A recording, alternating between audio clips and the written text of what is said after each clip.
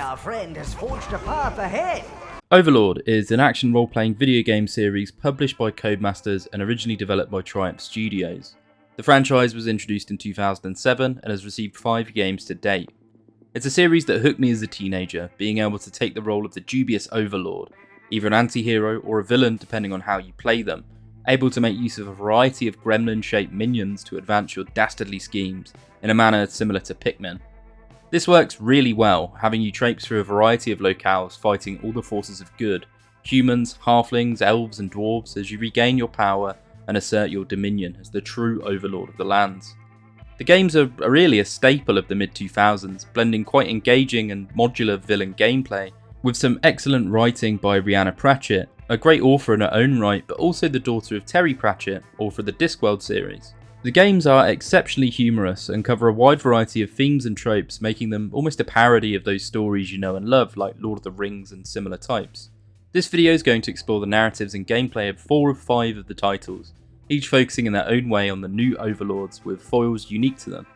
Furthermore, we'll be looking at the decline of the series and how much the beloved This It's him.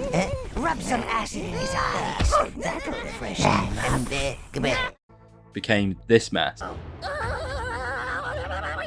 Now that is embarrassing. There's no shaking that off. Strap in for a long one and expect spoilers throughout, as we'll be deep diving into the evil, the ambiguous, and finding out if evil really does always find a way. This section will be looking at Overlord 1 and its subsequent expansion, Raising Hell. In the time before the game, the Overlord as we know him was defeated by 7 great heroes who'd raided his awesome tower. This game takes place from the perspective of the revived Overlord, pulled from the rubble by his minions and the caretaker of evil. This caretaker is Null, your advisor, and we try to regain what was lost to us and take revenge on those heroes one by one.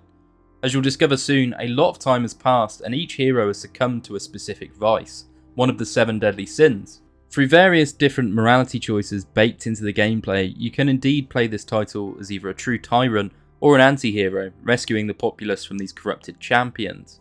I'm going to be a good boy for this playthrough, but we'll explore the evil choices throughout the way. When we get to the Raising Hell expansion, our crusade will take us to the depths of hell itself. After all, there's only one evil overlord here, and we're not letting a demon steal our loyal supporters. The game opens up to our little gremlins pulling us from this rubble of our tower, putting our armour back on and launching us straight into a tutorial. We've been exhumed by Null, Servant of Darkness and our, I suppose, administrator. He runs the minions, little goblins we can pull out of the ground to perform dastardly deeds for us. The minions follow behind us unless we direct them, as the tutorial shows, wherein we beat the snot out of our court jester. Kill Jester. We could smack the creature ourselves in some very basic combat, but the joy of it comes from swooping our minions in using a thumbstick to make them move across the screen independent of where we might be ourselves. They can access areas we can't, and most importantly, are a lot more disposable than us. We could sit here beating the jester all we want, but you might be wondering what the hell is going on. So are we actually, as we enter the ruins of our throne room, our predecessor buried beneath us. The tower has been looted, and as the new Overlord, we're given a very simple set of objectives. Rebuild your tower, punish those so-called heroes, and re-establish a dark domain. When our predecessor was defeated, the heroes had taken our tower heart, think a battery for the tower, and with only enough juice to teleport around the area it was last seen. Hop on in and we'll plop out to some verdant greenery. There's something about these mid-2000s models and overuse of bloom that bring me right back. Through each area, we're free to explore, summoning our little minions to help us. We start with browns, but will unlock reds, greens and blues as well. Our first barrier is a little pillar that needs 5 minions to push, so we need to liberate some wildlife of its life force to get the other 2 minions. We can also smash apart the scenery to get them some equipment. This can be dropped by enemies too, and adds to this whole leading a little group of monsters. You can get them loads of fancy outfits, boost their combat capabilities, and it makes sense to loot everything you can. Push the pillar and we'll find poor Bob all tied up like a scarecrow. Halflings have taken over Bob's farm and will unwillingly be helping him out. Well, we'll destroy his farm first. Turns out the halflings are evil now. Something's happened before we woken up, but our enemies are going to be the halflings for this section of the game. The game's really good with its British humour, punctuating pretty much all the dialogue we'll see. Oh, you better get going, Sonny. And the path behind my house leads to the village of Spree. Oh, I bet there are more of them fat little demons about, so be careful. The Tower Heart has been repurposed by the halflings to help them grow pumpkins. This is the equivalent of powering your fertilizer with a nuclear warhead. Smack down a little shortcut and deliver the glowing orb back. We unlock the ability to summon more minions, and Niall sends us off looking for a crane to tidy the place up a bit.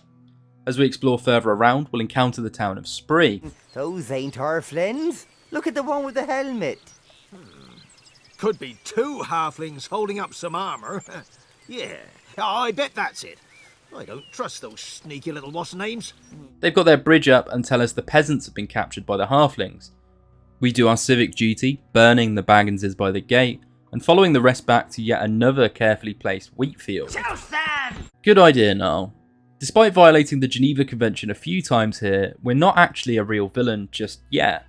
We've only had motivation to be good, really. Niall tells us the more innocents we kill, the stronger we'll become as an individual, but if we let them live, they'll provide us more delayed gratification in the form of offerings and the like. This serves to subtly push you down one path or another. The halflings come in two varieties right now, stone throwers and the chaff. There's a bit of basic strategy that goes into the combat of this game, but it boils down to take out the biggest danger first, then mop up. Sweep your minions to take out the stone throwers, leaving the chaff unable to really do anything about us. The strategy in this game rarely gets complicated, and for the most part it's harmless fun. I'd say it's very accessible, and that's probably why it was so enjoyable back in the day. As we head into the slave camp, it's clear the halflings are really evil, but nothing's showing us their motivation. We're only really here because it's the first issue we found to resolve down the road. We can free the slaves as requested, and they'll even help us in combat, the Peter Baelish method of being evil. The halflings stick a big gammon of a troll on us, which you'll have to use some careful minion movement to avoid its big AoE attacks. It's got a very obvious wind up for this. Hurry! Free the slaves, steal a crane, and head back to Spree. Now we've done that, they don't think we're two halflings in a trench coat, and they're more than happy to fill us in on what's going on. The halflings have been going around ransacking farms, and the mayor of Spree, Archie, is telling us there's no food around, asking us very nicely if our little knights will help us take back the food that was stolen. We also find out the halflings have stolen our red minions, so we've got two reasons to go and ransack their homes. It's a bit of a fight to get over there, but once we do, we're told they're holding a party. We'll need to fight off a troll and several halflings at once, balancing taking out their spawn points and the rock throwers to be greeted with a locked gate. We'll need to go inside a rather large hobbit halfling house to get that unlocked. It's in its own mini dungeon, and there's loads of combat choices to be made, some fun environmental things like smashing baskets of rats to help us, or peeling a few halflings at a time instead of alerting them all at once like I did here. Deep inside the home is the food that was stolen from Spree. Now we can either choose to keep it, for a life force buff, or drop it down for the peasants to rifle through. As I'm being a good boy, we choose the nice option. There's still the issue of the halfling party going on though, and the gate is unlocked now. Inside we'll find the first of 7 heroes. Melvin Underbelly, formerly Melvin the Small, has seemingly fell to the sin of gluttony, leading to corrupting his halfling compatriots into robbing the local farms to keep his appetite sated. Let's go stick a fork in that big piggy. We fix a wheel to head on into the kitchens, and the places are stocked. Big platters of food strewn about, sacks of grain, and refuse just painting the place. It's quite a picture. The set design is especially good here in the kitchen, seeing hunks of meat hanging everywhere, and the environmental storytelling of how one gets a halfling to that size. Our red minions are seemingly powering their ovens here, and we'll be breaking them out after we deal with Blobby. The troll fights have served to train us to avoid big AoE slams, as you send your minions in and blast him down to half health before he eats from a platter that falls from the ceiling, adding a new rolling attack to his arsenal. Eat food! He's so obsessed with eating that he even refers to us as food. We knock him down and burst him like a big balloon, big black explosion leaving sprays of fat behind. Melvin's explosion was caused by the concentrated evil within him, and it makes me interested to see what the other heroes are like. We next begin breaking out our reds. They're a ranged unit, immune to fire and quite weak to being stabbed. They form an excellent backline and add a bit more depth to the system. You can even use them to try and take out fiery obstacles, or make them guard a point like a little turret. Within the kitchens, it's a fiery little hellscape where they're keeping the red hive, Carry that back to a warp gate and we can use the reds everywhere else. The rest of this section serving as a tutorial to the use of the reds, with there being an especially smart section where we use them to guard a choke point while our browns turn a lever, incinerating some chef halflings in the process. There were flames. There was carnage. Well done, sire. Red. Drop the hive off and then we can go back to Spree to see what's occurring in areas previously gated off by the fire. There's nice progression here. The game splits its pathing here, becoming slightly less linear, so I'll be covering events in the order I encounter them. I'll be focusing on the story here, so if this game interests you, please do give it a go. There's tons of fun to be had. Heading back to Spree, we can pick up a smelter the halflings had stolen. This lets us forge new gear, but also upgrade our gear by sacrificing the lives of minions to imbue it in rather garish style. Gnarled roots that we can now burn blocked off Evernight Forest, a place that was originally filled with bright elves, creatures and plants existing harmoniously, but since Gnarl's been there, this place is dank and corrupted, looking more like a swamp than a forest. Ghastly elves think we are creatures that were conjured by their Lord Oberyn's dreams, and so to prove we're earthly, we need to take out a unicorn in the neighbouring field. Soppy, overrated pit ponies. Elves I despise, but not as much as bloody unicorns. Learn a little bit more of Evernight's story. The unicorns, once peaceful beings, have been corrupted by some unknowing force, hungering for flesh now. This one is feasting on a dwarf corpse, maybe we'll see them too soon. Let it charge at you, then just blast it. We get deeper into Evernight and we see our next hero, Oberyn Greenhaze, originally a travelling warrior who eventually lost his taste for battle. When the dwarves came to destroy the place, he went to sleep rather than fight, and around him grew a tree, which is magically summoning creatures straight out of his dreams.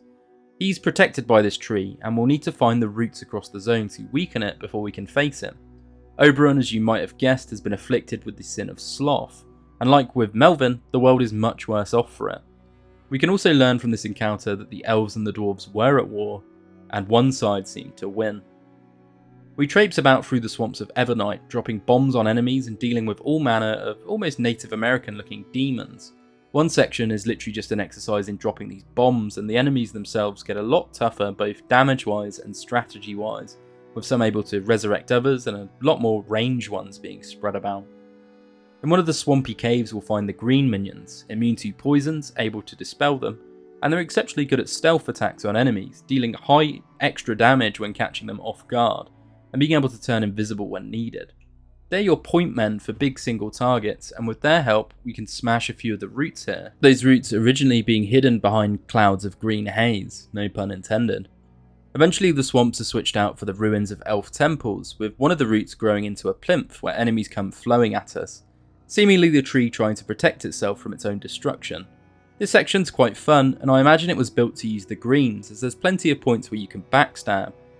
I do love my tried and tested method of just throw browns at everything though until they die. On the last route we discover it's blocked off by some water, and we'll need blue minions to get past. They're in a completely different zone, which might confuse some players. I know it confused me as a kid, and I felt like I'd missed something and went around the forest a lot longer than I needed to. Put a pin in Oberyn and we head back to Spree. It turns out Spree has its own castle, which is currently under attack, flaming demons being mentioned specifically. Heading there, it's true, the castle is completely ablaze, with Gnarl suspecting magic as the cause. 1,000 halflings couldn't do this much damage. I smell magic in the air. That's never a good smell. Sire, I think you should investigate further.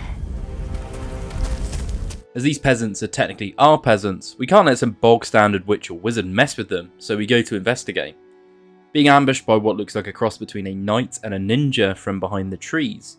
They can actually drop straight from the sky in some instances and do a fair whack of damage, as you'll find out if you fall for this little lever trap and lose a few minions.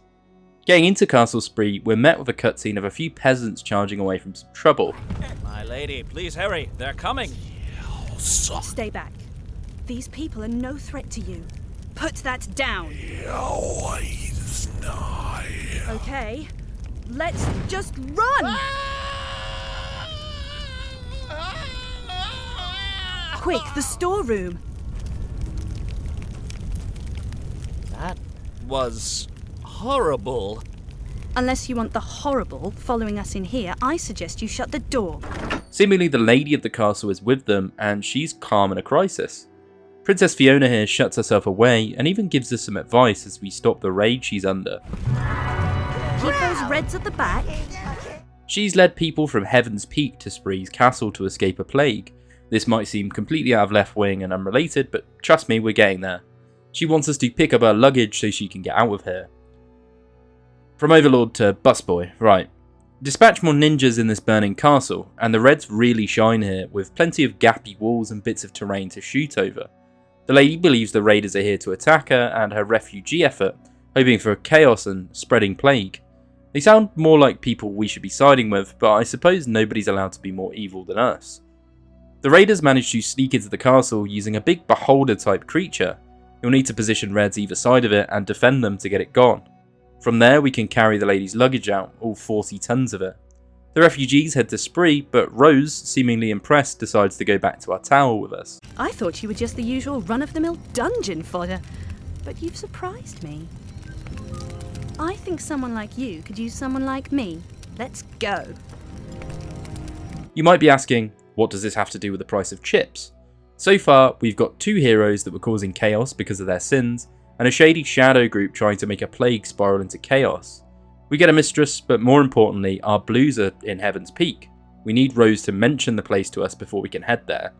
I suppose it's time we look into this plague, that and I want the minions. This game is almost exclusive compared to its sequels in its approach of making you flip-flop between the regions quite this much. Overlord 2 does it a little bit, but not to this degree.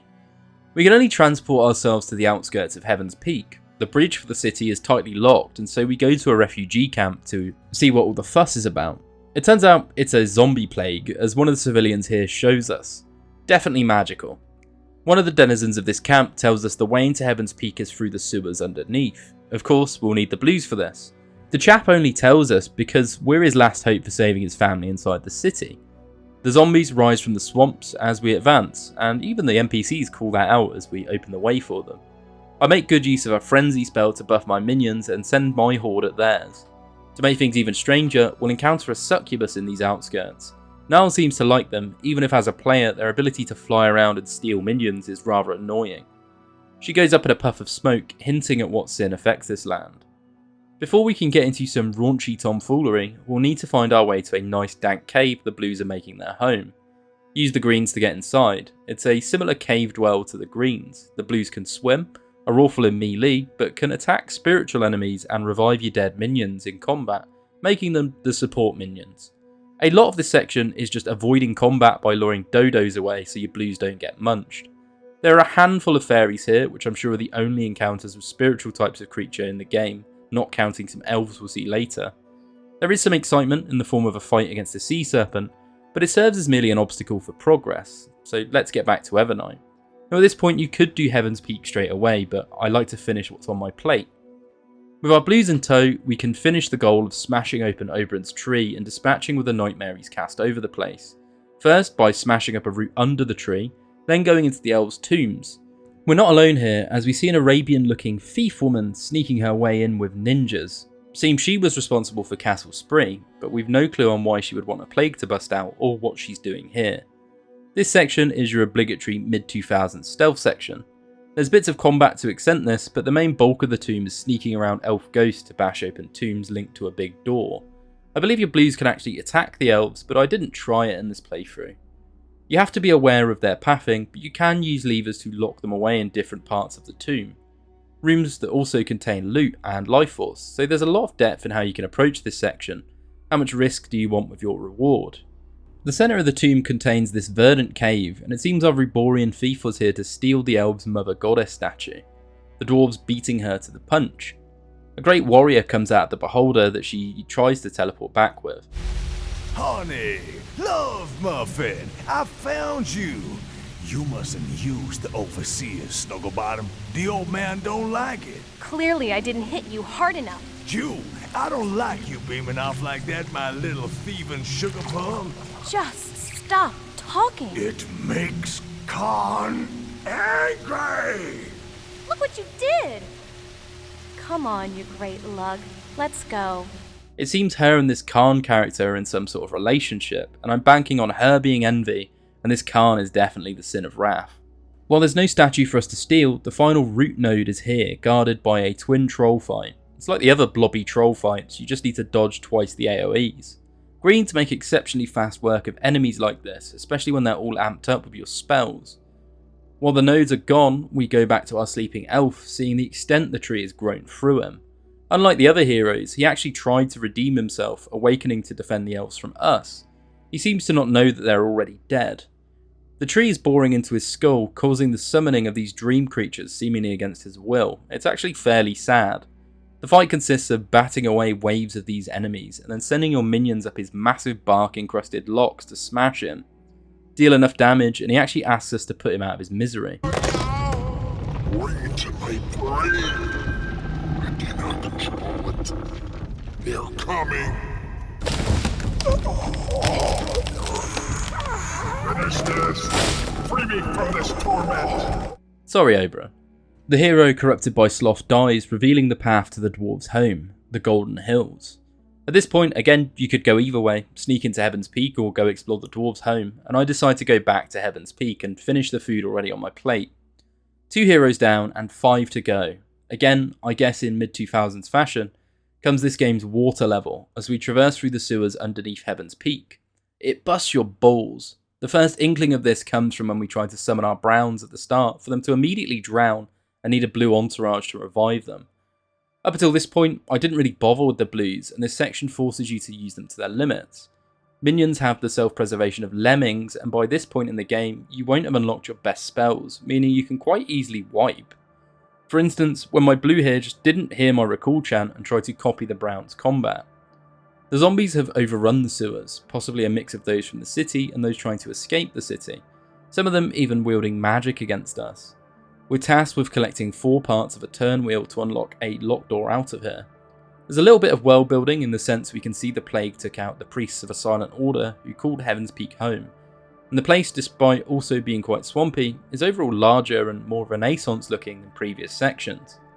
Opening said locked gates gets us face to face with one of these silent order priests, warning us about the zombies in the sewers, and then scuttling off to what looks like a little refugee hideout. We're told here the city's infested, the priests have shut their temple, and Sir William the hero just throws parties with his Red Dawn lot. Interesting. Perhaps the ninjas are the Red Dawn lot? I don't know. William can't be gluttony, and the presence of a succubus in this area alludes to lust, but he could as well be greed by that description. Basin of a sea serpent, and realise this area is just the Blues' original cave but expanded and with better set dressing, and head out into the city. The place not looking as overrun as expected, but guarded by some heavy metal knights, seemingly of the hit first, ask questions type later. The civilians here tell us Sir William doesn't care about this place, and what we've just defeated was a fallen knight. Since Willie returned from his last crusade, the plague came with him. And I don't know if it's a double entendre that a plagued Willie caused all this. They even had to cancel the royal wedding. Rose seems to know the bride though, but she doesn't give us any info. Well, that's just typical of her. I mean, of her type, sire. A silly little wench, too daft to know what she's getting herself into. Sire? Maybe. We enter the Halfway to Heaven Inn, seemingly running as per normal, the plague being kept outside the doors. It's a good place to hear rumours, like that William had summoned something here to satisfy his urges. Definitely lust. A mysterious red-robed figure goes running deep into the tavern. Get back here, you cur. We rush through the back rooms, discovering this tavern is much larger than expected. It's hiding the Order of the Red Dawn, or at least part of them. A mysterious organisation that seems to love red quite a lot and partying.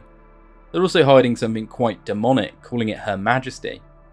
Sir William the Paladin has fallen from grace for a succubus, the queen of succubi, and likely the source of this plague through some sort of riddled STI. The fight against her is much like the others, just with a big health pool. She'll fly about the room, charm one of your minions, and fly off with him, stepping on him until you hit her long enough. She's got an annoying AoE charm too, but enough manpower will and can stop her from slurping, gulping, for another millennia. Rose then reveals the original woman William was going to marry is her sister Velvet, and she does hint that we should save her, even without necessarily asking us to. Sire, that girl William the Paladin was going to marry, well, she's my sister Velvet. We don't speak. Speaking usually means she's got herself into some kind of trouble again. Judging by this place, Velvet's in it up to her silly little neck. William's cleared off into his castle of Angelus Keep, and we interrupt his citadel party. His Red Order mimic the Mask of the Red Death's masquerade, wearing partygoers, partying despite a plague ravaging their city. He recognises us, alluding to the fact that him and the other heroes defeated us and left us under all that rubble, and he tells us off for breaking the dress code. Fight through enough cultists and he'll jump in to fight with us. At least you're good for a little entertainment. I do hope you can stay the distance, peon! He's a mirror image of Prince Charming. Cherry flavored. Want a taste? You can melt his health pool down and he'll run off. We then find Velvet, well, we hear her, complaining that if the wedding's off, she's still keeping her presents. I'm in here. And tell that greedy dwarf king that he can't have his wedding presents back. Barging forward, we then find out the wizard is the one who convinced William to seek freedom. Whoever this wizard is likely corrupted the other heroes, and apparently he's always watching. Eventually, William falls like the rest, arguably easier than Oberon 2, as we make him explode, using his staff to open the door he'd locked Velvet behind. She's an absolute baddie as far as previous gen graphics go, and she's the villainous choice of mistress. We have to choose between Rose and Velvet here, and in any other playthrough I'd go for Velvet. Alongside the cosmetic choice, she can boost our reds and greens, whereas Rose will boost your browns and blues. And you can only pick one. I thought that was beneath you.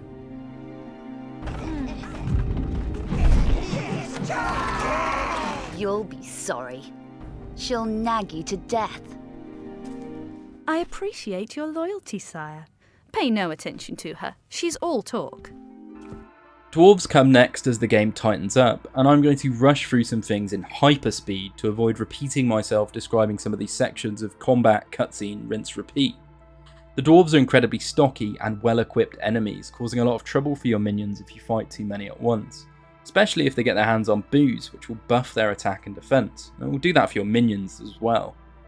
Through our time in the Golden Hills, we uncover the dwarves' obsession with gold, crash a few mines, a few giant rock monsters, and uncover the stolen elf mother goddess statue, stashing some minions inside it in the hopes the Ruborian thief from earlier takes them, Trojan horse style. The dwarves are led by Goldo, and after fighting through various industrial mountain homes and breweries, all giving that very tropey dwarfish appearance, we can encounter the main man himself, his appearance reflecting his name with his golden armour. He uses a giant mechanical beast in his fight, Rolly, a giant road roller, with a flamethrower strapped to the top.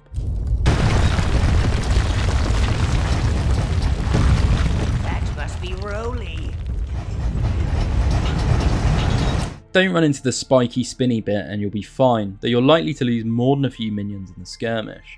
I don't actually think Goldo gets any voice lines or real exposition, just being your stand-in gold-level dwarf. When we defeat him, we then have to choose between saving the elf females he'd locked up, the race with them, or take Goldo's horde, and you can only choose one. Again, guess which one I chose. Next we head to Ruboria, a desert region where the thief Julian and ninjas reside. Before that though, go back to your tower and decorate it for a silly fade to black screen with a Mistress Rose. Stop pushing!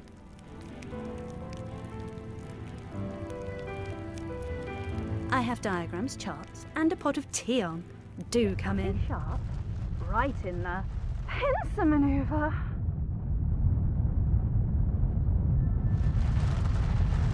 And that's how you do it, sire. Good luck. Ow! Ruboria is a rather small area, the gimmick being the sand you step on will bring the worm straight from Dune towards you if you stay on it moving too long. There's also a few examples of sending minions to carry things while something tries to nibble them. Jewel and her thieves are hiding out here. We find a desert settlement where we'll need to post our minions up to block various streets and alleyways leading Jewel to run over our tower gate. Through interrogating her we'll get our way to the last two heroes, Khan of Wrath and the Wizard of Pride. Jewel herself being our stand-in for envy, coveting what everyone else has. We return the Mother Goddess statue to the elves rather than keeping it as a lawn ornament and speak to our prisoner. And my Iron Maiden will sort that out. Look, wait, I don't do pain. The wizard, he wanted me to pinch the statue. No idea why he even paid me. She tells us she was paid by the wizard to steal the statue, and a crash reveals Khan is coming for his lady. The wizard's revealed to be the mastermind here, sowing chaos with the plague and leading the other heroes down the path of evil. For why, I don't know. Khan then attacks Spree, and we have to fight off a few beholders to repel his forces. It's a fun twist up of a safe section, requiring us to secure some high up places to attack the beholders while they summon in more troops. We don't see Khan, but he is headed to Heaven's Peak for the redux of this section, and the peasants of Spree do apologise for turning their backs on us. We then take out more beholders until the man, well, giant of a man himself, is revealed, angry we've taken Jewel from him. He's actually a pretty tough fight and seems to have health and damage to back up the Sin of Wrath.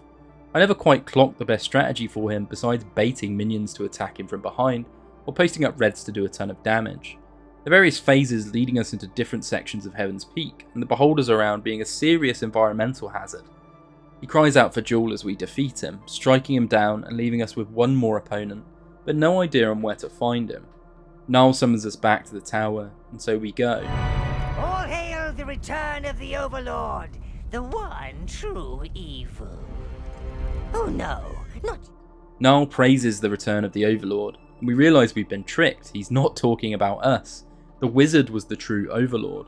He'd stolen the body of the wizard after his defeat. Bit of a soul swap Freaky Friday situation. We're just stuck in this mess. Velvet and Rose are both the daughters of the wizard, with Rose backing us up. He monologues at us like a true villain. His plan all along was to really get under Good's skin. You thought you'd killed me, didn't you? You and your hero friends? But I'd planned a little trip, you see. Really get under Good's skin. Literally. That fool wizard thought he'd won, until I purged his very soul and became one with his mortal carcass. Stealing the wizard's body and using this new disguise to make the heroes fall to his corrupting influence. This guy is the real deal. Turns out we were just a lackey brought along by the other heroes, losing our memories, and became a stand-in Overlord. The wizard summons the minions and steals our spells back, seemingly absorbing our soul. Rose believes there's a way to stop the old man using the tower heart. With the little dregs of power we have left, we rush down there after her. She throws a rock at the tower heart, damaging the thing and weakening the wizard somehow. We're forced to fight against our own minions here, with all of our powers stripped away in quite a well done final section. You really feel like you're on the back foot here, especially after relying on your minions through the whole campaign. The wizard gloats about preventing us becoming a hero, but I suppose we still have one chance. We regain our magical powers and then go through regaining our other minion types, starting with the Browns and reclaiming all the hives one by one in a little gauntlet section, using all of their skills to their full advantage, as the wizard gloats about his grand plan. Playing back the memories of the heroes abandoning us to become heroes themselves, a time when they were all good, well, mostly good.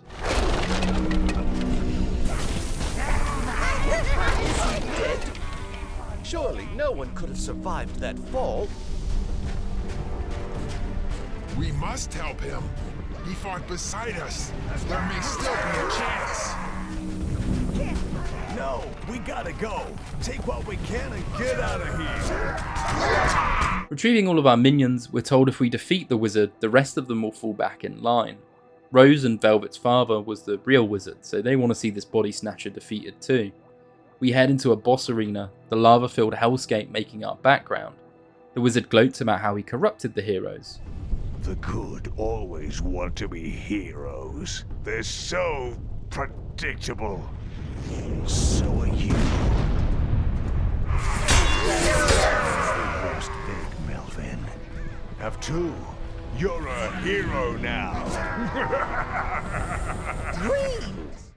And we need to send minions of specific colours at him, matching his shield colours. We were just playing dress up this whole time, but this guy is so evil. He was behind it all, nearly damning the realm just to mess with the forces of good. When we knock him down, he tells us, The good. They don't know how close to evil they really are. And then we smack him for good, making us the one and only Overlord.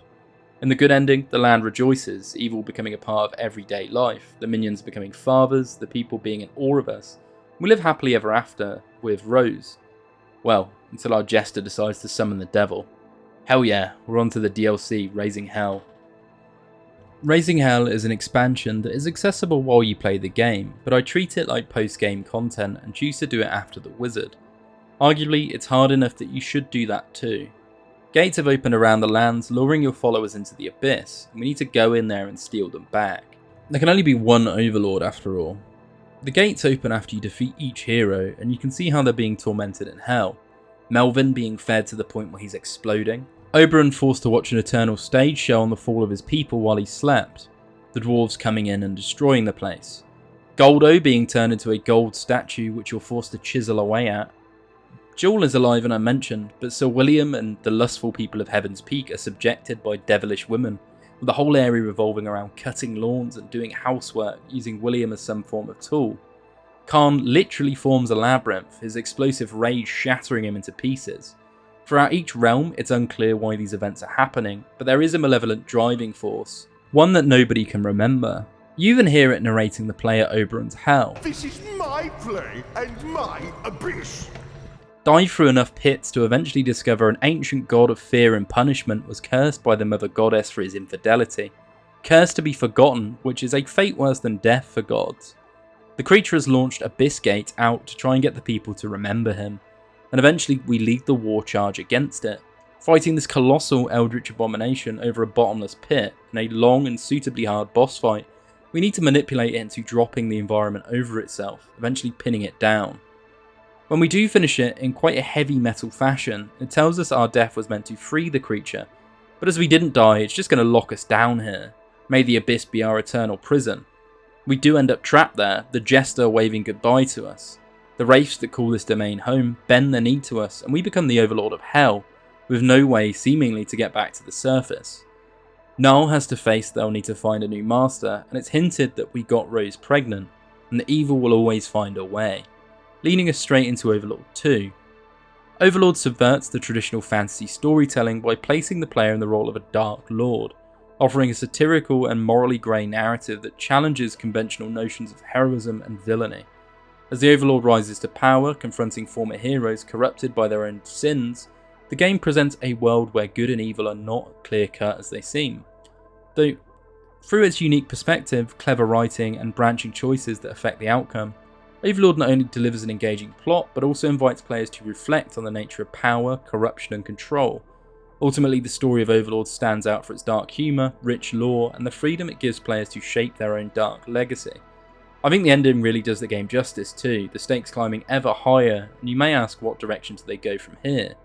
Well, let's dive into Overlord 2 and find out. If you enjoyed Overlord, leave a comment, let me know about your experience playing it and how you felt about the story. Overlord 2. Many years have passed since the first game, and with it comes the emergence of a Romanesque glorious empire, who are currently the contenders we need to overthrow. While our use of minions remains similar, the game takes a different approach to the plot, as Rhianna Pratchett's interviews state there's more of an emphasis on what you might call modern issues underlying the story and gameplay. Environmental destruction, climate change, resource hoarding, and propaganda, so on and so forth, but spun through the Overlord's twisted, heroic fantasy setting. They widen the scope of everything here, including all the sorts of evil you can get up to, the gameplay, and the cinematic nature of how the story is delivered. You're almost more of a guerrilla fighter here, dispatching your Roman opponents through a series of targeted strikes, taking over or razing various settlements, and really sticking it to the man as we meet a whole host of new characters. There's a few old ones that return for supporting roles. They even add in mounts for your minions and various sections where you play as them exclusively. This title is what I'd call peak Overlord. We start off with a Burton-esque backdrop, as many fairy tales do. The minions searching for a new Overlord manage to find a prospect, a beginning to their tale. We start our tutorial as a child, already looking quite Overlordish. The witch boy of Nordberg is being bullied by the other children. The minions come sweeping in and start making requests of us. The master would use magic, they say, so we use magic to send fireworks hurtling at the bullies. The minions ask to be controlled, and so we do, chasing the children about until we reach a locked gate keeping us out of the Midwinter's Eve festival. Hey, you witch boy! I see you, demon child. Stop that floating about! You trying to make old Nev sick? You ain't getting in here. I have orders. No witch boys with your funny eyes. And no demons. Go wobble about someplace else. A red-headed child, seemingly friendly to us, leads us to where the bullies have gone and helps us chase them down. We barge into their secret hideout and steal their outfits so we can blend in as normal kids. The minions acting like carol singers as we do.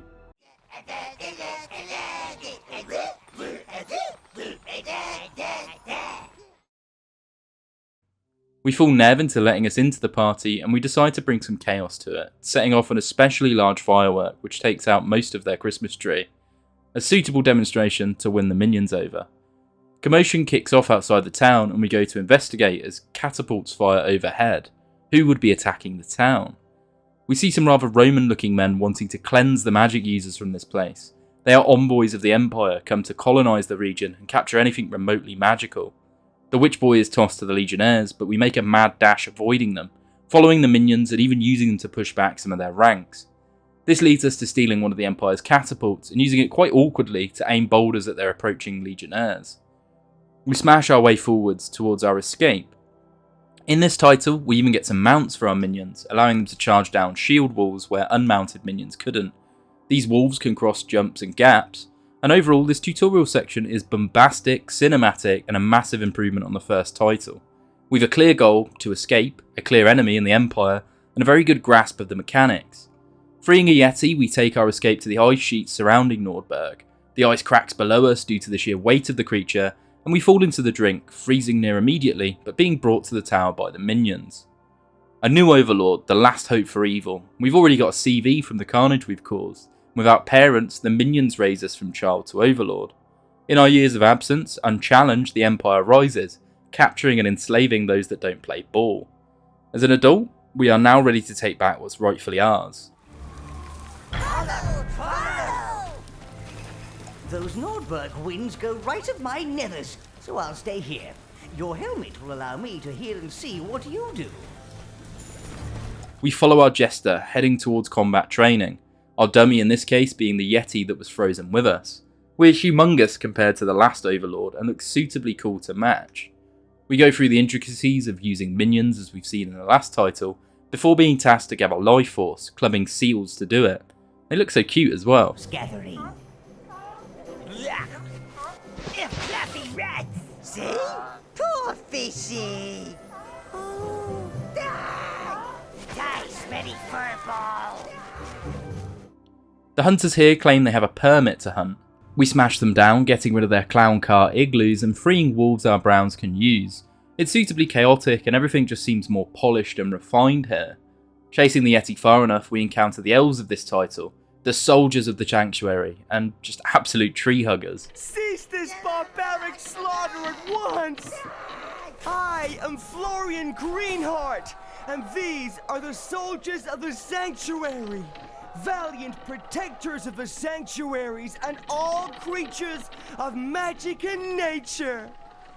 They don't agree with us clubbing those fluffy seals, and we don't agree with them breathing, so we settle our differences. The Yeti eventually finds its way over to a boss arena, where the elves are backing it up. We'll need to smack it down and use our minions to sweep over to it when we can't. Dealing enough damage, Florian steps in, taking the Yeti away with him to their magical sanctuary, and cursing us for fighting despite us both being magical creatures, and the Empire hating us both. A short walk to a nearby cave and we can find our way to their sanctuary, or at least the outskirts of it. The Empire is also here, having secured some magical items from skirmishes against the elves, with a few of them catching PTSD for their troubles. And these are the lucky ones. What's up with you, Maximus? No, I wanted to call me Miss Trixibelle Buttercup Fairy. Are you serious? And you could all come and visit me when I move into my mushroom house. SAC, Species Identity Crisis. It's a terrible thing. Governor Boreas has just walked off with a spellstone we could use to top up our magical capabilities. Whether it's seals or men, they are all getting clubbed. Such is the mantra of a new Overlord as we advance onward, seeing a path to the Elf Sanctuary blocked off by a Dryad, and Florian telling her not to let us in. We'll come back here later, don't worry, but we need to carry this spellstone somewhere we can use it. As we head off, we start a war between the gnomes of the land and us. We'll kill many of them later. For now, the nearest Nether gate is one we pop up outside of Nordberg, letting us go back to our tower for the first time, and upgrading our magic. We unlock a spell that will either mind control villagers or kill them depending on how long we hold down the button. With fires keeping us from Nordberg and the Dryad keeping us from the Sanctuary, we head to the tower instead to check it out. The Netherworld has accepted you as its master. Oh, I knew it! I knew it! Do calm down, Quaver. We don't want another accident. You are indeed our true Overlord. It's somewhat of a relief, sire. We didn't want to have to bury another candidate. For one, we're not in the old tower, likely nowhere near it. This tower is actually hanging in a giant cavern underground. It's a massive upgrade on our last one and allows us to tunnel into other areas of the world to set up our warp gates. Not only that, but the throne room here is an actual throne room. Functional, allowing us to sit on our throne and receive subjects, teleport or track our quests. This game makes you feel like an overlord rather than just a brigand. I explored the tower, things have changed slightly. You could directly upgrade your spells and your minions, the forge producing preset items at a preset cost rather than how it functioned in the last game. We could also revive dead minions if we really feel attached to a certain one. We take our first audience. A Nordbergian is here to tell us the Empire is attempting to dig down into our tower. The reward he asks for is to become Mayor of Nordberg when we conquer it. I say yes to him and send him plummeting back to the surface. You know, when you're not busy, your magnificence may be just on Sundays. Sunday afternoons, maybe? Thank you. I can't wait to start our mayoral duties. We've big plans for Nordberg, and that requires us going into the Elf Sanctuary to get our reds back. You could chase Florian back if you forgot where it was. We see another new addition to this game when we get there. A shard from the Netherworld is shot up, allowing us to hop into the body of a minion and sneak over to the Dryad and cross through a minion-only route. It's a fun twist on a core loop, the controls remaining the same but with us just being as strong as a regular minion. We clear the way for our true body.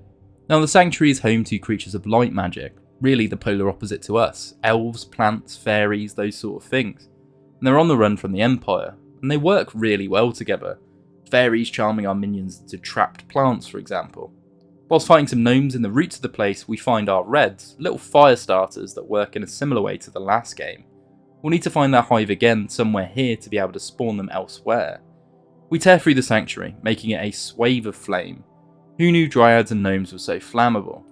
Florian warns us if we don't leave we'll incur the wrath of his queen Faye, and we can actually see a statue of her in the background, which is a nice touch. We of course aren't leaving without our hive, and I've decided to make this our evil run, subjugating the elves to fight each other and burning through their peaceful sanctuary. It's not their fault they were just on the wrong side of the magic spectrum. Tamlin brought this upon them. Faye's statue is hoisting some juiced magical crystal that looks pretty useful as well. We steal their instruments and uncover some Empire troops have also found their way into the sanctuary. Hopping into the body of another minion, we're able to get a bit deeper still, destroying the statue of Faye, smashing the crystal that protects all life here and angering the queen. It's covered in light magic fairy nonsense. I'll show you the evil presence, sire, and bring it over to the dark side. She appears and tells us off, and the elves appear to sail away as we take the spellstone and the hive with us, rocks falling from above in quite cinematic fashion. You have stolen our spellstone, intruder, and defiled this shrine, bringing darkness into a place of light. Suffering be upon you. The music climbing as we leave the ruins of the sanctuary with our spoils. We can then go on to conquer Nordberg, destroying the fire barriers that had once blocked us off. We engage with the Empire forces. They have a hierarchy where if we take out their commanders, the shield walls become much weaker. Likewise, if we rush them with wolves or throw fire at them, they'll all break rank, becoming really scared, and it makes them much more manageable. Smashing our way to the front of the town, we take a ballistae and use this to deal with the rest of the forces camped out front. Evil does always find a way. Mounting walls, we disrupt the drilling operation using TNT and carts there to blow the front gate of the town and turn our siege into a full assault. The Empire troops simply stand no chance against us as we turn their siege engines against them and begin to cut through the town, gunning towards Boreas and cutting down any villagers stupid enough to stand against us. The oaf flees deeper into the town, his brother Marius teleporting in and raising his concerns that Boreas has allowed a raider to pillage the place. You've spoilt my midwinter's eve. Well, we'll see what Empress Solarius has to say about this. Marius, my brother, where did you suddenly come from? Empress Solarius is very concerned, brother, that you allowed Nordberg to be most violently raided by a magical barbarian. Seems the Empire has eyes and ears everywhere. We set our sights on him and his wife, smashing down a statue of Boreas and sending the thing hurtling down to smash a gate, blocking our path forward. Funnily enough, it's a second statue of a man we used to crush him. Turns out the wife he has is the girl from the tutorial. We made an enemy of the Empire today and choose to murder Boreas rather than subjugate him, posting some of our browns here to permanently take the town, and we take his bride as well for compensation. We'll collect them like Pokemon in this game. You know, I want to see bits of the world that aren't covered in snow. How about you and I get reacquainted? Perfect. Think we can steal his shoes? I was once crushed by a big statue, you know, back in the day. Not completely, obviously. Kelda is a very practical and quite friendly woman. Niall suggests we decorate our private quarters to make her happy, but we'll wait to burn the gold on that. We've now a new quest to control Nordberg town, either subjugating or killing everyone there. We'll wait until we have all our minions to do this, as some areas are gated off behind them. Some citizens from the town are hoping to run off with a ship to cause some trouble, so we hop over there to steal said ship that we can sail off and find our other minions. Heading back to Nordberg, we'll see the townsfolk have given us a tithe and secured their lives for yet another day. The hunting camps and ship feeds of Nordhaven offer little resistance as we cut across the ice, having to set tar bits ablaze to melt ice caps blocking our path. I suppose global warming counts as an evil activity. The rebels flee when we enter their settlement and we subjugate them into freeing our ship. This one here looking like Andrew Santino. I'm Bobby Mom. Ships in this game are fairly easy to control and add another depth to the game. If we've got reds aboard, they'll fire upon enemies and hazards automatically as well.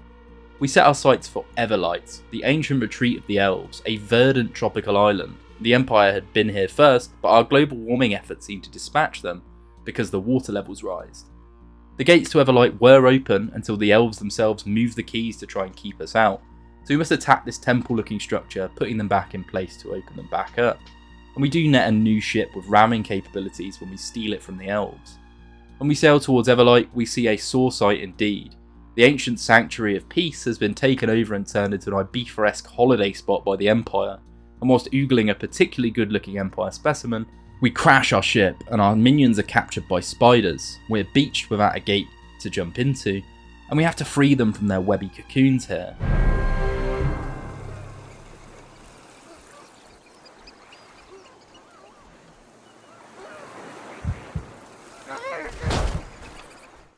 In quite an interesting section, this subverts the usual boundless minion horde we're used to.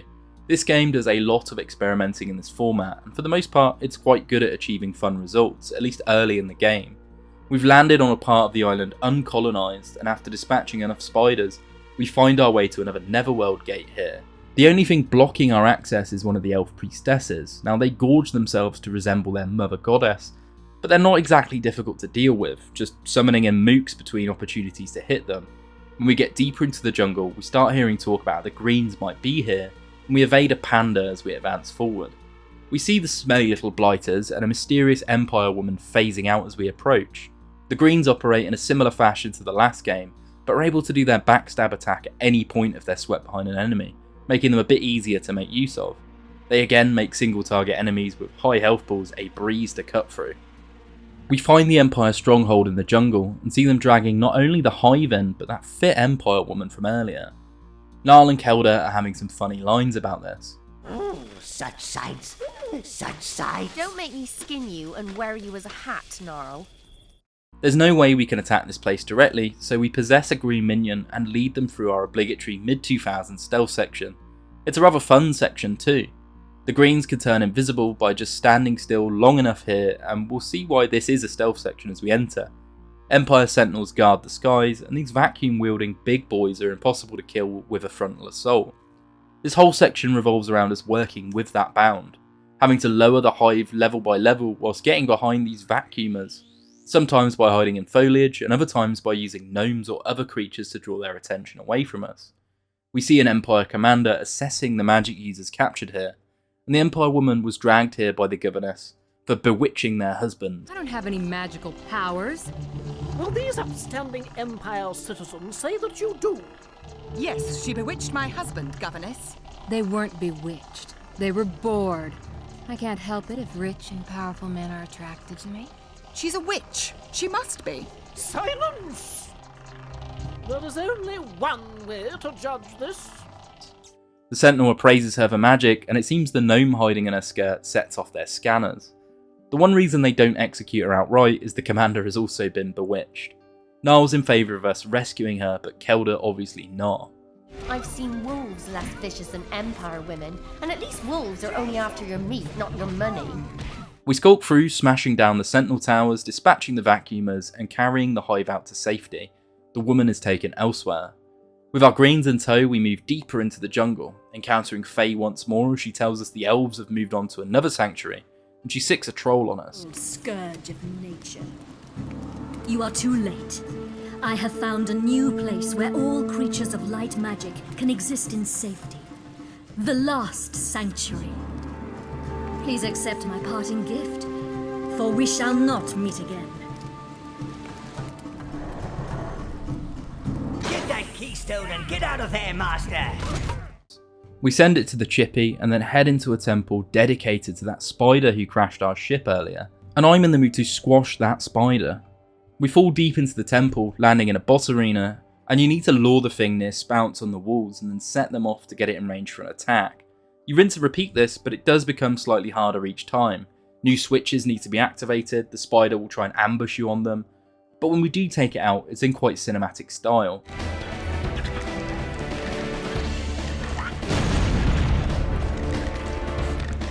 The spiders then refuse to attack us as we've killed their queen, and we've unlocked new mounts for our greens. We can use these to climb spider webs on the walls, and with that mechanic in mind, we need to set off a ton of water spouts to lift the platform back up to the temple. For those wanting to play this game themselves, the gate we unlock here will be the best option for gold farming should you need it, due to the room here regenerating each time we visit, and the stealth arena from before is the best place for life force. The gnomes there just infinitely respawn, and with the helmet that doubles life force gain, you could end up with thousands of it just from staying there for 10 minutes. We return home before we decide to attack Empire Ibiza. A mysterious woman appears, the one we saw previously with the greens, and she warns us of the path we're treading, that she's seen all of this before.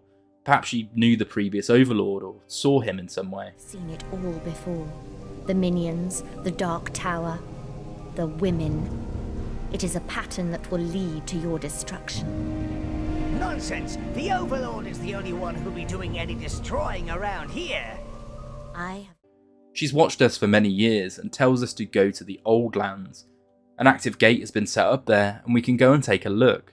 When we get Kronk to pull the lever, she just teleports out instead of dropping, so we head to see the old country. It turns out between Overlord 1 and 2, a great cataclysm occurred, ruining our old tower. The tower heart itself acting like a big magical nuke and just taking out the countryside entirely, causing a magical plague and the destruction of the land. The area is a magical ground zero and it's blocked off until we get access to the blues. We do grab some upgrade materials, but we head back to Everlight, using our new spider friends to advance forward. The place is a big spa destination with the elves subjugated as servants here. I like the approach. Unlike Nordberg, we were actually quite sneaky in getting over here, so there's no siege engines to use, just soldiers to destroy, and really they're just guards for the governess. We advance onwards, smashing apart the various stalls and spa beds as we weave our way deeper into this settlement, a once peaceful, meditative place that's been corrupted entirely. The soldiers there are guarding the heart of the place, but they've no real chance against the minions, giant spiders, and their fellow countrymen we've hypnotised. The elves complain about the big pink beach whales, and the Empire folk complain we're ruining their peace.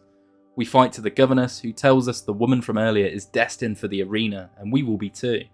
We make use of TNT to dispatch a shield wall blocking our path in more of a puzzle combat scenario, until we get our way up to the governess, who shows her back to us. Stay back! I was just protecting the interests of my guests, that's all. I wouldn't have really sent you to the arena. But you would have sent me to the arena. You're not exactly what I had in mind for a white knight.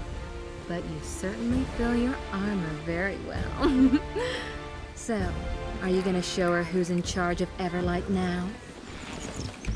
We follow the woman's advice in showing the governess who's in charge, striking her down and destroying her temple monument. We post more guards here, and this is our second settlement conquered, and a second mistress for the tower. Her and Kelda don't exactly get on. Little on the dark side, no natural light, but I think I can work with this. Oh, I see you've already arranged a peasant slave as my lady-in-waiting. She's a bit scruffy. The only thing I'm waiting for, Empire, is for you to put a foot out of line so I can hang your carcass up on the wall with the other pretty vacant things. Juno assumes the role of our first mistress and will sit by the throne. We can switch this back to Kelda if we like. It's got little impact until the final act of the game. She does give us some information about the blue minions' whereabouts though. They've been taken to the Empire's arena, and she shows us how to get there by sea. We sail over there, and we're in the outskirts of the capital here, the military presence being much larger than we're used to, asking for just a bit more strategy from us. We avoid various catapult shots as we work our way around a fort encampment, eventually pulling the trick from the prologue where we get our minions dressed up as soldiers. We possess one and go into the fort that has a catapult. We have to fight off a few waves of soldiers and then smash through a gate that was previously blocking access. The sentinel presence is thick here, and so we have to be a bit more subtle in our approach. We encounter an Empire gargantuan, a creature made through Empire experiments. Ah, now, Imperial Guard. Come over here, men. Let's see how you lily-livered loungers stand up to a gargantuan.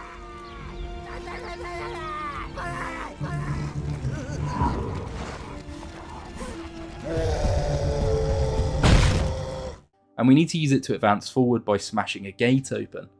We take out the sentinels scanning the main road and smash our way through Senator Drerius's villa, stealing his sedan chair to be snuck into the city proper by our minions.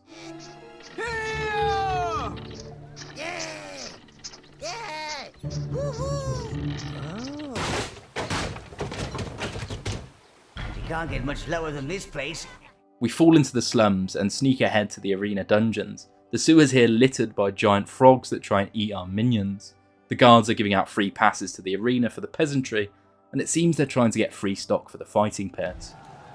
Who wants free passes to the arena gate? Witness the splendour of the games from very close up. Just come inside and we'll escort you to your own VIP quarters. The blues are contained within the arena dungeons and are a bit of a pain to recruit as we can't use any other minions for this mission, and the Empire Legionnaires here hit like trucks. The blues can swim, are magic resistant, but will become invisible when being sweeped unlike the last game, meaning we can use them to access switches behind the Empire soldiers' shield walls. We take a raft deep into the Royal Palace, serving to see a view of the arena, but also some Empire buggery. They've made a giant vat to absorb magical creatures and have been infusing this power into Emperor Solarius. That a great Emperor Solarius. Now, time for your daily reinvigoration. Don't worry, I will take care of the rest. I see our special guest has arrived. We spring a trap and get thrown into the arena pit, gladiator style. We've only blue minions to start with, and to taunt us they decide to slaughter other minions in front of us. We resurrect them and build up our horde. Our first round is against the slaves, and they go down as easily as you'd expect. Then come the unicorns, followed up with a Goliath, and then our old friend the Yeti, who'll throw loads of bombs at us like he's Donkey Kong. We use him to smash the royal box and cause chaos in the arena. We could either subdue or kill it, and you can guess which option I choose, and then reclaim the blue hive, making our grand escape in front of the masses of the Empire. With our blues in tow, we can head back to the old country for the penultimate area, the Wastelands, magical wastes that contain the fragmented shards of our old tower heart, an artifact that would boost our power massively would we only collect them. We encounter Fae deep within the wastes who ask us to join forces against the Empire. Relentless as they are powerful. I speak of Solarius' empire.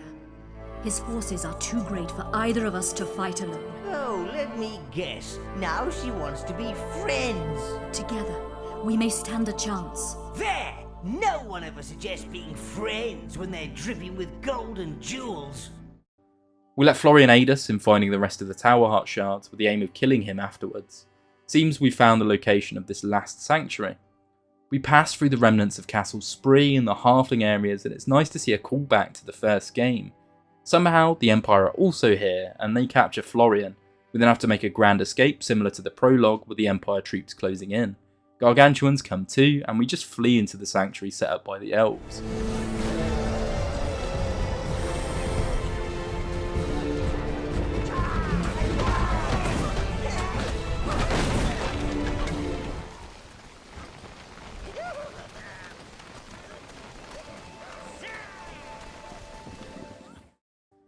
Faye has assembled our Tower Heart for us, but tells us it's really low on juice. She says we can charge it using the shrines in her domain. The forces of good love sacrificing others for greater causes. We scout through various different shrines here, charging the heart and dispatching the creatures that will die when we do such. At one point we fall into a salamander's den and their king attacks us, stealing the heart. We need to bait it into jumping into various bits of water so we can actually attack him. Doing this for a few cycles will take it out, just like the Spider Queen, unlocking salamanders that are mounts for our reds. They can cross ramps and slopes other minions can't, and can also shoot automatically while being sweeped, making them exceptionally useful in combat, as you can see here. The Empire have broken into the sanctuary, and we return to Queen Faye. She tells us to drain her magical energy to finish charging the heart. What a noble sacrifice. The other creatures of the sanctuary think she's bewitched and try to stop us, even carrying her off at certain sections. When we finally drain her, it's clear our dark influence has corrupted her, turning her into Dark Fae. She willingly becomes our third mistress as we take our Tower Heart back, and see the other lady's response to yet another other woman. I think we have a situation to discuss. You appear to have a couple of unfortunate hangers-on. A refugee from the Empire with more in front than up top. Ridiculous. My hair is lovely, and I don't wear black out of season. And some kind of Nordbergian snow rat. I didn't know you did charity work. I'd like to see you try to wrestle down and skin a rabid seal, Mother. I guess it's... Whoever we choose as our first mistress for this final battle will get mounts for specific minions, Kelda for brown, Faye for reds, and Juno for greens. Unfortunately, browns are just better for this final fight, so we choose Kelda. Who would you have chosen? You can tell me in the comments, I don't know. Juno has a sharp tongue, and Faye is a proper magic mistress, but Kelda's exceptionally nice and has been with us from the beginning. We can still entertain the three of them though. If you decorate your tower with a mix of their decorations, you can engage in a bit of menage a trois. Squash a rebellion in Everlight, tidy up the settlements by either destroying them or subjugating them, and then head into battle. Giblet gets us a tower gate right on the outskirts of the Empire City and their anti-magic shield.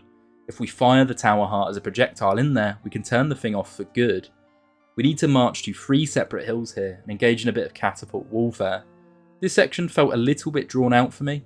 The Empire's shield walls are exceptionally tanky, but it's rather cool to lead a charge against the Empire.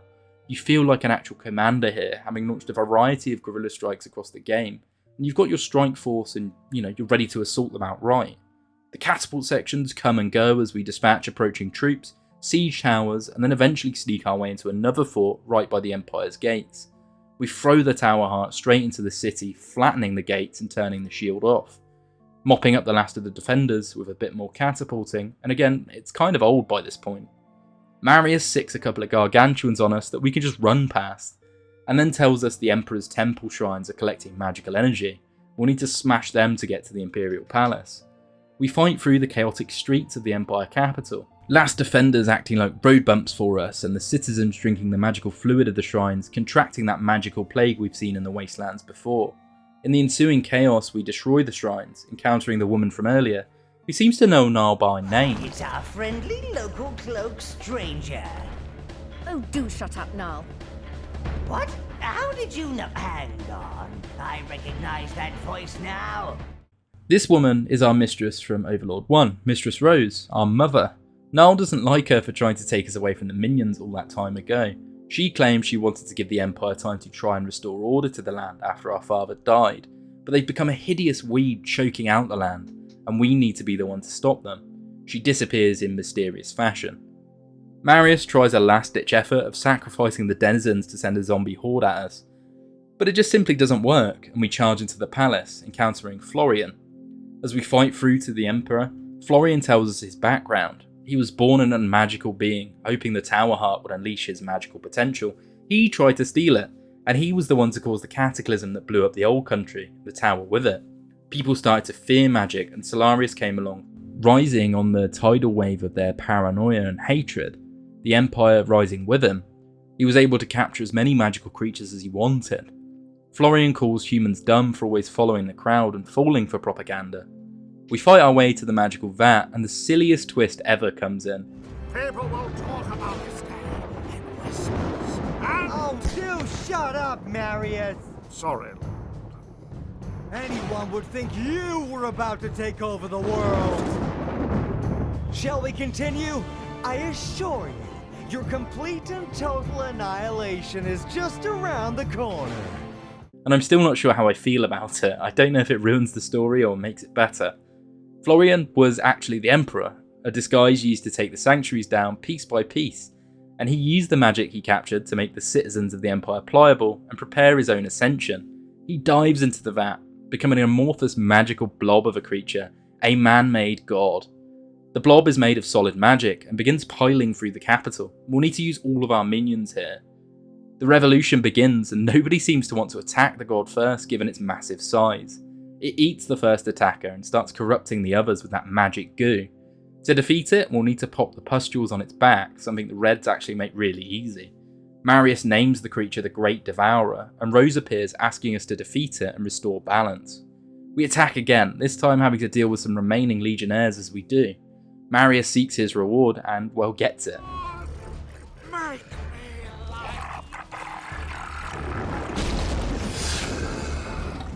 I hope they'll be very happy together. With the creature's pustules out of reach, we need to bait the thing into lowering its head so melee units can pile in. When we do, Florian pops out with some magical power, seemingly using the Devourer as a catalyst to his own ascension. We use our magic to drain his powers, and he rushes back inside the creature, rinse and repeat until the beast is slain, and the courtyard becomes a puddle of goop, and Rose tells us the cycle starts anew. Our ending plays, the fall of the Empire and a flaming Everlight in the destruction of our wake. The Overlord lives in harmony with his mistresses, and it appears Narl is biding his time to take over, as evil always finds a way, ending Overlord 2. Overlord 2 builds on the foundations of the first game by expanding its narrative scope, deepening its satire, and presenting a more nuanced exploration of tyranny, rebellion and control, whilst boosting the gameplay alongside this. Where Overlord 1 introduced players to a world where morality is inverted and power is pursued unapologetically, Overlord 2 raises the stakes by positioning the new Overlord against a hypocritical empire masquerading as a force of good. This shift allows the sequel to explore themes of oppression, propaganda and revolution, contrasting the chaotic ambition of the original Overlord with the more strategic and calculated rise of his successor. We blend dark humour, political parody and player-driven choices, and Overlord 2 both honours and evolves the narrative of its predecessor. It gives us a story that's grander in scale yet still grounded in the gleeful corruption that defines the series, with, again, gameplay to match. Together, the two games craft a compelling saga that turns the fantasy genre on its head, and dared players to embrace their inner villain. But I suppose what happened before all this and what happens after, our next two titles will explain. Overlord Dark Legend is a Wii title. You play a young Overlord fighting for control of his domain from your rather unpleasant family. It's a prequel to the first game without a clear time frame of just how far back it is. There's a bit of a twisted fairy tales thing going on, which works well within the Overlord world. Your character being almost Cinderella-like with your family dynamic of horrid siblings, a Red Riding Hood encounter, and a witch who sells teeth to a tooth fairy, commanding an army of gingerbread men. It's quite a change, but does tie into the main title, showing us how the dwarves and elves became enemies, and a few other things. There's a few mechanics revolving around the Wii controls, but they don't overuse this, and it makes for quite a fun and unique experience, which surprised me. In fact, most of the game's possible without using any of the shaking. We start off with some opening narration by Narl, seemingly telling a fairy tale about the land of Grenvale. In Castle Gromgard, a young lord was born, in the bloodline of the Overlord, and on his 16th birthday, he'll have his answers, as it's put. As the years went by, troubles surround the land, halflings stole from the villagers, wolves attacked the countryside, and Duke Gromgard, our father, left to foreign lands to bring glory and wealth back. His wife left and the quest was fruitless, but on our 16th birthday, he heads out on another quest to save the land, leaving us alone with our unpleasant siblings, Lord Grenville and Lady Gerda. We awaken and begin moving about the castle. Our siblings are both in foul moods and are leaving the castle for the day. Grenville goes off to see the elves and Gerda to go see the dwarves. When they slam their doors, they each reveal a hidden doorway to us. But we head to the kitchen first to open our birthday present, an Overlord's gauntlet. Who knows who sent us it? We press it against the door revealed earlier to find a hidden sanctum in the castle, its throne room, in a state of disrepair for the moment. We hear the snoring of minions, and as we approach the tower heart here, the rest of the Overlord's armour floats in front of us, appearing on us as we touch it. Gnarl welcomes us as his new master. The blood of the Overlord flows within the Gromgard veins. Gnarl is our advisor and servant of darkness as he was in the other game. To your new home, drink in its dark and dank aroma, for that is the smell of evil, and it is in your blood, Lord Gromgard. He tells us to take Castle Gromgard for ourselves now our siblings are away. We head to their rooms to smash things up. Now I played this game on an emulator to help with recording it, so the controls are a bit rough to learn. On a Wii console, they're probably really good. We see this as we go into Grenville's room and start ordering minions around, being able to actually just point the controller exactly where we want them to go, in a system that's really responsive.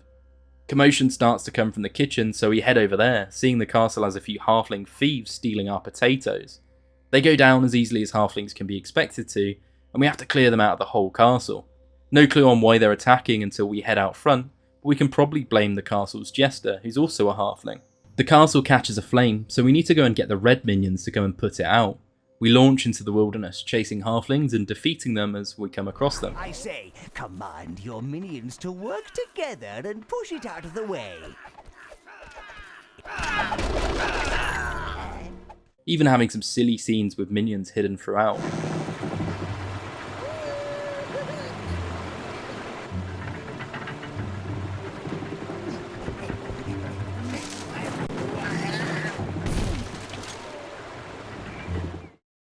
The halflings have imprisoned our reds in the castle gardens and we chase them through, ordering them to burn the halflings and retrieve the hive itself. When we get back to the castle courtyard, it's confirmed Jinx the Jester was behind it, piloting something similar to Rolly, his contraption of doom. It fires pumpkins at us and charges around, and what we really need to do is get him to charge into one of the walls here and give him a smackdown.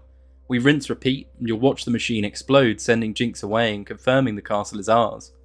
We even see the origin of the jesters with us stealing the hat. As we deal with the halflings, the servants leave to go to Meadowsweet, stealing our forge with them, being robbed themselves by bandits. We decide to follow them on. After all, theft from the Overlord won't be tolerated. We jerk one of our minions, using it to blow up a fence ahead of us, and then face off against bandits akin to the ones serving Joel in Overlord 1. Just like with Spree, we come across peasants behind locked bridges when we go to Meadowsweet. I think you're right, Harry. What's he wearing that hat for? Oh, he's gentry. Gentry are all about hats. Look, I don't care what hat you're wearing. You're not coming in. Yeah, we've had enough trouble with the bandits.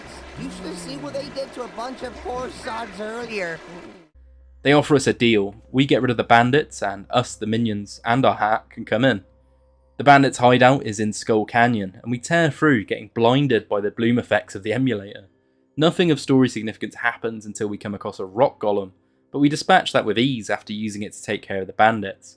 It forms our second boss fight, and again, just goes down with ease. We get our forge back and return to Meadowsweet, the town headsman being a Liam Gallagher-inspired bard. God, you grow on a vine, or dear pumpkin be mine. Yeah. Oh well, she never loved me anyway. Alright, our kid. He's called Nim and asks us to help with the wolves that are overrunning the forests here. We loop around a dark, spooky forest, taking them out before assisting a Red Riding Hood type character. Here's what I'm saying about the fairy tale angle. She's unusually strong for a little girl too. We lead her through the forest, destroying wolf dens with our reds as we go until we reach her grandmother's shack, getting ambushed by the wolves outside. She seems a bit suspicious as if she asks us to come in. Mr. Knight, I can't believe you protected me from all those wolves. Come inside. And grandmother will reward you. Just like the fairy tale, she's a wolf in disguise, the Wolf Queen to be specific. She's worth just charging your minions at and then using your reds to get her when she hops across the various canyon drops here. When she's defeated, her howling causes rocks to fall and crush her. We save Hansel and Gretel's stand-ins and they tell us a witch nearby has blue minions. Someone in town is selling gingerbread to lead the kids to the witch's hut. The gingerbread man seems to be like some sort of dealer, giving us a candy cane lever to get over to the witch's forest and apologising for what he's doing. All I know is the kiddies eat them and they go someplace else. I don't know where. Look, take this. The witch is luring children into her cottage and collecting their teeth when they turn up. Very strange woman who doesn't seem to be a fan of visitors who can defend themselves. We need to deal with Doris's guards, gingerbread men like the fairy tale living ones who don't do much damage but are a bit tankier than we're used to. When we get inside, we see some caged blue minions and a brief demonstration of their revival abilities. Blues are not gifted in the muscle department, but they can bring freshly killed minions back to life. Their abilities are the same as the first game. We'll still need to get our hive, but when we advance in, we see Doris talking to the Tooth Fairy. They're a Godfather-style fairy trading gold pieces for teeth. We can't advance in after Doris with her gingerbread ovens going, so we need to make use of the blue minions to destroy them. When we do eventually push forward, we find out Doris has been working with our sister Gerda. Gerda gave her the hive, and Doris gives her a share of the tooth money. She delivers the gold to the dwarves in aid of starting a war. We begin a boss fight with Doris, whose vocal delivery I just love. She sounds quite awkward in all her lines, but in an intentional kind of way. You again? Right, prepare for a pastrying!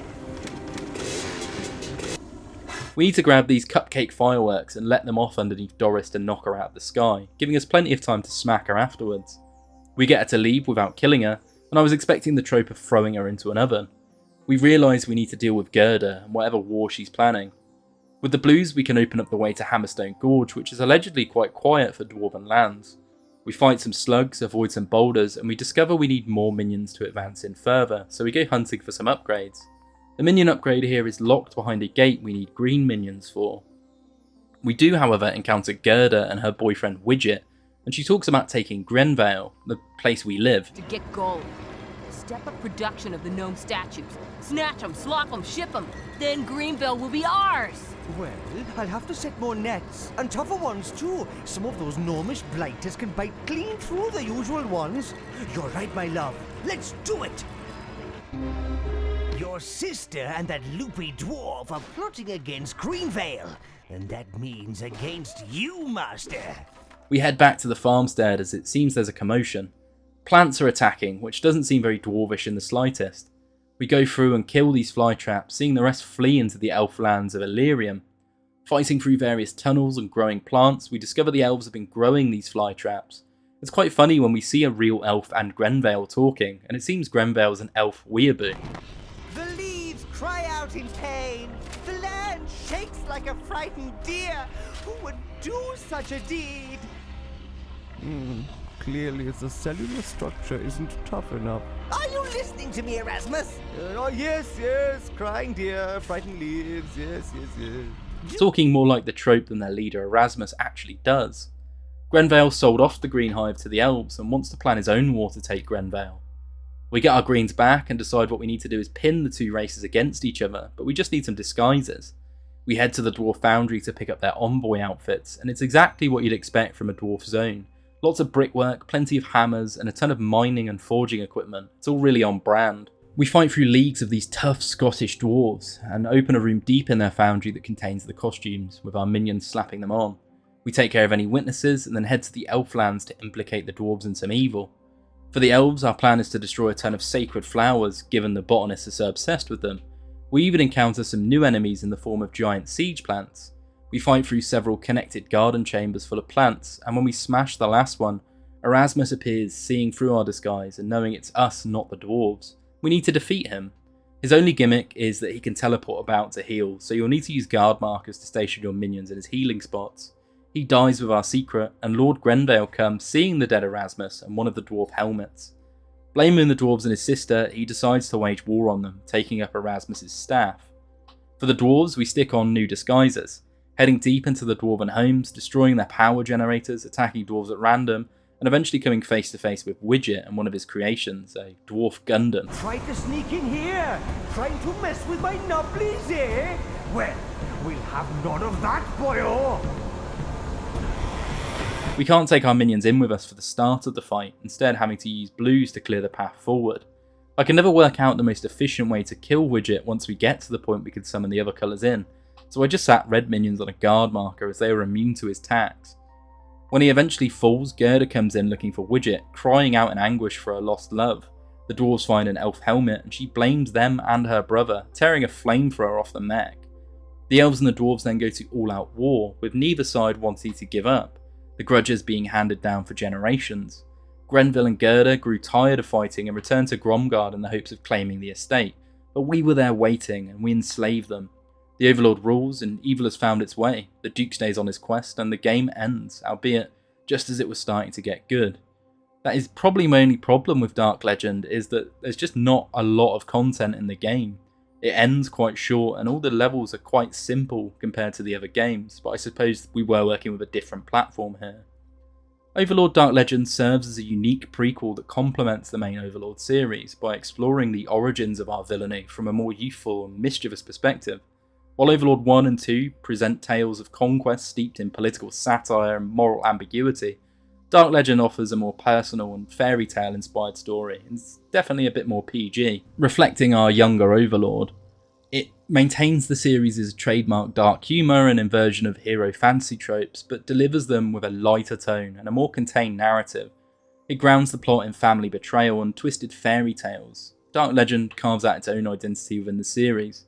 Though smaller in scale and scope, it does enrich the Overlord universe by providing context to various different things, from the Overlord's rise, the Dwarf and Elf's conflict, even the Jesters, and it just reinforces the franchise's core themes of power, corruption, and gleeful villainy from a fresh angle.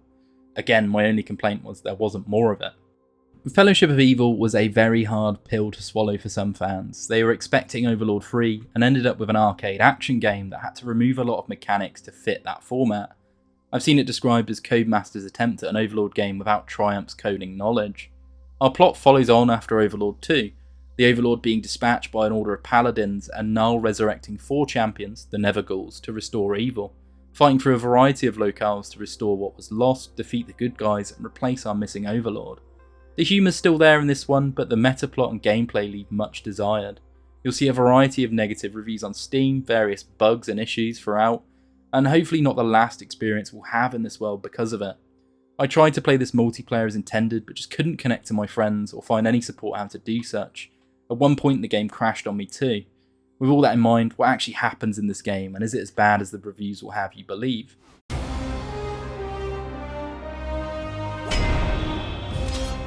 So Fellowship of Evil came out years after the last one. This title screen got me excited. The Overlord's back, the music's there, but we cut to an animated cutscene, and the last Overlord was destroyed. The world is in bliss apparently, but it's very, very dull. Evil seemed to be on its last legs until the minions found their salvation. 4 dead evil candidates, the Neverghoul, Inferna, a legendary warrior crushed by rock trolls, Malady, a necromancer who used her own life to curse those around her, Horkon and Kryos, dwarf and elf, killed by each other's hands. The minions resurrect these champions, and we get a choice of characters to go with, each having their own range of attacks and a unique special move. I went with Horkon the dwarf, and we're resurrected in Neverdeep and told the previous Overlord exploded. The Neverheart went with him. We enter our tutorial section here and you'll see a lot has changed. We're not the sole Overlord of Evil. We're in an overhead action arcade game, and our minions aren't controllable, instead being summoned using consumable charges. Browns do act like browns, but reds run ahead carrying a single-use bomb to kamikaze. Greens also only attack once, and blues just heal us instead of resurrecting our minions. You can upgrade the minions to upgrade their abilities, but I never really got that far. It's an interesting approach to changing up a beloved series that wasn't received well. The Netherworld has become a tourist site, with humans gawking at ruins here and elves coming in to rescue them. As we venture ahead, we encounter a shard of the Neverheart and a substance called the Golden, pure unadulterated sweetness and light. It will damage us if we step onto it and do something absolutely monstrous to our minions. that is embarrassing. There's no shaking that off. Kill it! Kill it with fire! Careful of that golden. It will harm you and cutify your minions. It chases us out of the trials. The gameplay, to put it bluntly, just isn't great. Combat becomes repetitive button mashing. I did try to play this multiplayer as I said before, but couldn't connect to my friends no matter what ports we forwarded or what setup we used. So it was a bit of a mess and I was forced to play it single player. The story is split into 3 chapters plus a prologue and involves us figuring out what's caused this golden, charging the Neverheart and causing all manner of evil as we fight back. Of course, just due to how the game is set up, most of our evil doing is just slicing up various enemy units. For the prologue, we secure the forge, fight back against the golden corrupted minions, and destroy a few of these tourist sites, providing enough evil energy to charge up that shard we saw before. It pushes back the golden and allows us to collect it. The next shard is above us in a town called Summervale, but the golden blocks us off, so we need to find a way up there. We take a side route and investigate the minions' slug farms to reveal, oh no, they've been mostly corrupted by the golden, the farmers here being cutified and calling the slugs sluzzies. We see the Shining Justice, a legion of paladins who had struck down the Overlord, had been farming these cutified slugs and shipping them off for who knows what. The ending cutscene showing us that the slugs head to Summervale and are cooked into some sort of stew. A unicorn smiles on at this. We then head to Summervale and we go looking for the shard there, spoiling a party in the town, the Shining Justice celebrating defeating a zombie horde. We find our shard of Neverheart, but it's protected by some sort of good lasers. We'll need to up the evil energy in the area to actually get the shard, similar to the prologue. First, we terrorise a village under the occupation of the Shining Justice, fighting a ton of knights, paladins and wizards, and this is actually quite hard in single player. You can just run past the villagers. I then went to go slaughter sheep, an Overlord pastime, and the level played at a frame rate of a slideshow, causing me significant issues. To show you I'm not pausing this footage, this is the level of frame I had before the game just up and crashed on me. 2.8 hours in and unable to refund, I did a cardinal sin. I just looked the plot up on YouTube. We kill the sheep and find out the land has been Overlord free for 10 years, giving us a frame of reference in the timeline. Why a new empire hasn't stepped up, I've no clue. We encounter the zombies and learn more about the Shining Justice, the forces of good. They're led by a bloody unicorn and 2 paladins, Lady Carissa the Vigorous and Sir Cedric the Cleanly. We head to Ravenvale for our next shard, and it's zombie infested. There's this nice thriller dancing scene, and it's a bit of a Halloween zone. Then mess with the Dark Elves in Hollowmurk, where the elves have been creating new evil creatures for the Shining Justice to fight. It's a scam, they're a scam order, creating evil that they can dispatch and claim the glory for it. We then see the golden comes from Sparkles as, well, droppings. We eventually charge up the full heart to face off against Sparkle himself, being able to push the golden back with our evil influence, the other paladins being defeated as level bosses. The game ends with evil being in charge this cycle, and Niall talks to some ancient spirit, seemingly the force of good itself. Evil and good seem to be anthropomorphized characters, a seesaw where one can't exist without the other. Sparkle was doing too well, so good gave us a nudge in reviving the Neverghoul to balance the scales. It's a shame the most interesting parts of the plot for this game come right at the end. I honestly just don't even want to summarise it, let's just get to concluding the series as a whole. In conclusion, the Overlord series presents a darkly comedic and subversive take on the fantasy genre, with each instalment contributing a distinct flavour to its overarching narrative on villainy, corruption and power. Overlord 1 laid the groundwork with its clever inversion of the hero's journey, portraying the rise of a Dark Lord in a world where former heroes have fallen to sin. Overlord 2 expanded on this foundation, offering a more politically charged and narratively ambiguous story, where the new Overlord faces a fanatical empire under the guise of righteousness. Overlord Dark Legend, though smaller, enriches the mythos with a prequel that leans into twisted fairy tale tropes, and just gives us a different view into the world, exploring the transformation of a once ignored prince into a malevolent ruler. Overlord Fellowship of Evil marked a departure from the series' narrative depth and strategic gameplay, shifting towards an action-orientated co-op experience. While it retained the franchise's signature humour, even this felt diluted down for me. It lacked the story cohesion, character development and world building that defined earlier entries, and while the game crashed for me, I did watch several playthroughs to confirm this. It just felt more like a spin-off than a continuation. I kinda hope the world forgets about it and just remembers Overlord 1 and 2 so that we can move on and get a real Overlord 3.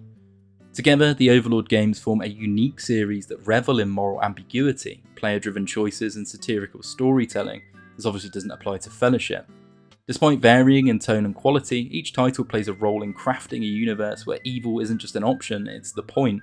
Whether rising to power, challenging an empire, or simply causing chaos for the fun of it, the Overlord series invites players to question the nature of heroism and enjoy the gleeful mayhem of just being bad. The world itself goes through cycles of corruption, rebellion, and downfall. Good and evil seem to be tangible entities. It's just a great setting overall. If we got an Overlord 3, I wonder what that would look like, if it's even possible. What would you, the viewer, want from a reboot to the franchise? Maybe tell me that.